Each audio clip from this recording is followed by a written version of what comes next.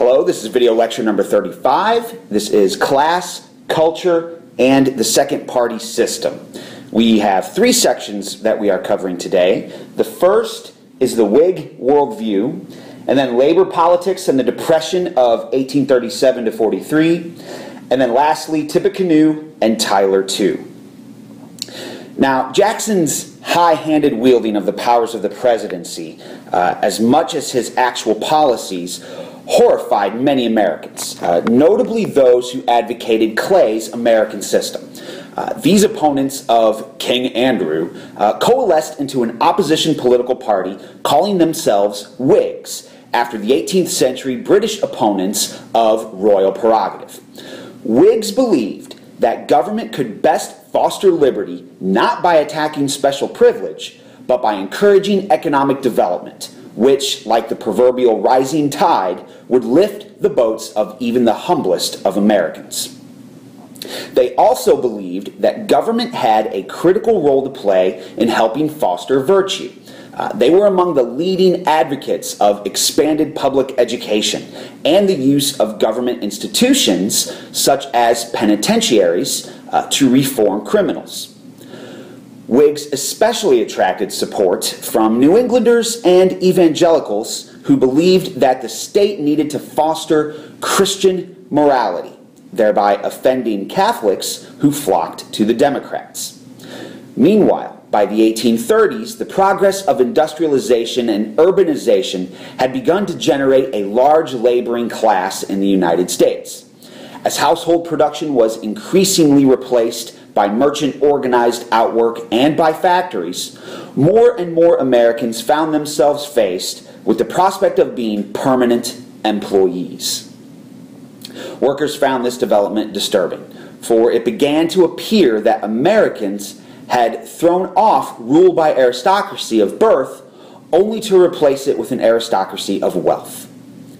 In an effort to reverse what they described as their slide into wage slavery, workers established working men's parties to agitate for such reforms as the 10-hour workday.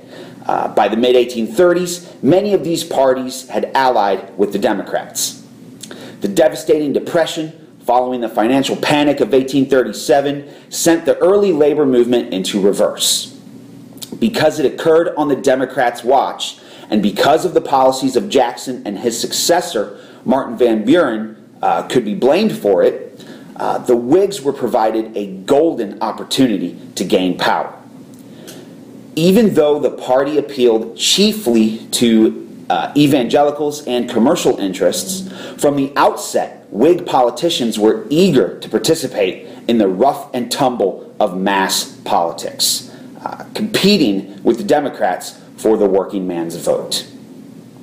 Now, in 1840, the Whigs turned the tables on the Democrats, successfully depicting Martin Van Buren as an aristocrat and their own candidate, a man named William Henry Harrison, of Virginia gentry background, as a log cabin dwelling, cider swilling man of the people.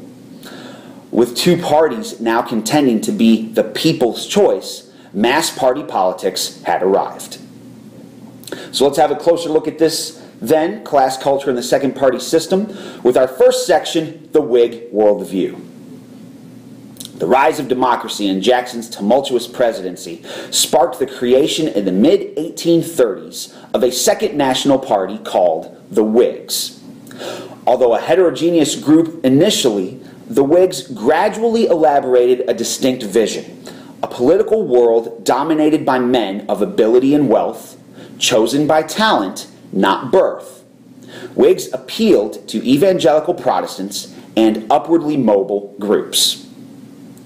Northern Whigs called for a return to Clay and Adams's American system.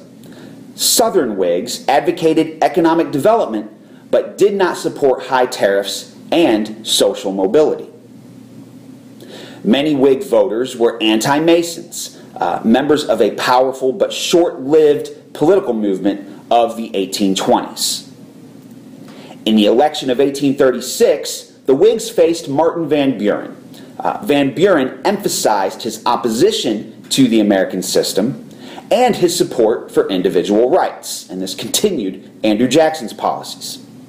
The Whigs ran 4 regional candidates in the election in the hope of throwing the presidential contest to the House, which they controlled.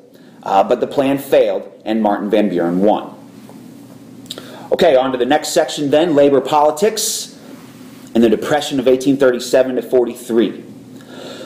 Working men's parties embraced the ideology of artisan republicanism. Their vision led them to join the Jacksonians in demanding equal rights and attacking chartered corporations and monopolistic banks. Even as they campaigned for a more egalitarian society, workers formed unions to bargain for higher wages for themselves.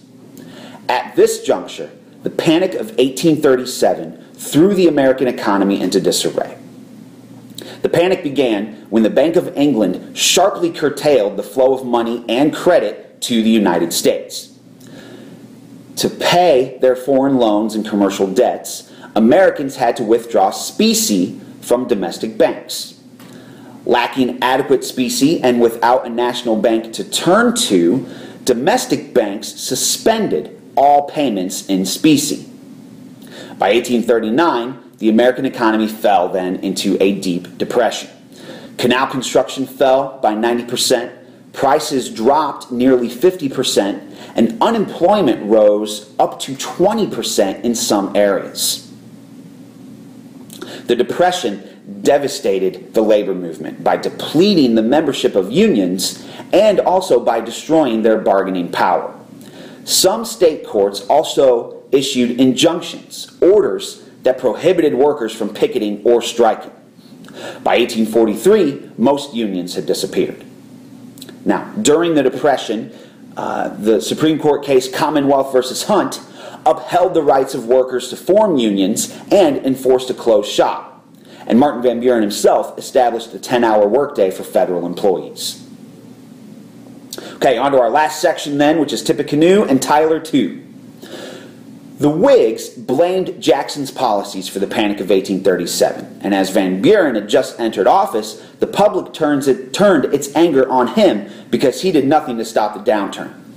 Van Buren's Independent Treasury Act of 1840 actually delayed recovery because it took specie out of state banks and put it in government vaults.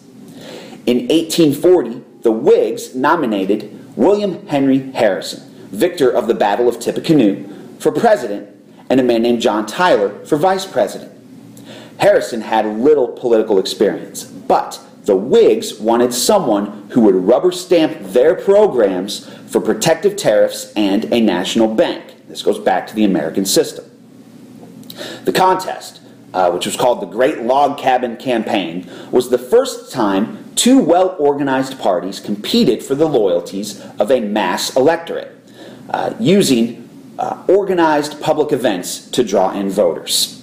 The Whigs used the log cabin as an icon of their candidates' largely fictional, egalitarian tastes and common backgrounds. The Whigs boosted their political hopes and their populist image also by welcoming women to their festivities, even though women still didn't have the right to vote. Harrison was voted into the White House, and the Whigs had a majority in Congress, but a month later, Harrison died of pneumonia, so Tyler became president. Now, Harrison died because his inaugural speech was an hour and 45 minutes long in the cold, snowy winter of Washington, D.C. Now, Tyler, who was more like a Democrat when it came to economic issues, was hostile toward the second bank and the American system. And this caused a split between Tyler and the Whigs. He wasn't ready to just rubber stamp everything the Whigs wanted him to do. Now, this allowed the Democrats to regroup and to recruit more supporters. The Democrats remained the majority party in most parts of the nation by drawing on ethno-cultural politics, the practice of voting along ethnic and religious lines. The Democratic Revolution exacted a price in that the new system perpetuated many problematic political customs, denying women, Indians, and African Americans an effective vote in public life, and introduced such dubious practices as the spoils system and a coarser standard of public debate. Still, unlike most of the contemporary world, the United States now had universal white male suffrage and a highly organized system of representative government that was responsive to ordinary citizens. And this didn't exist anywhere else.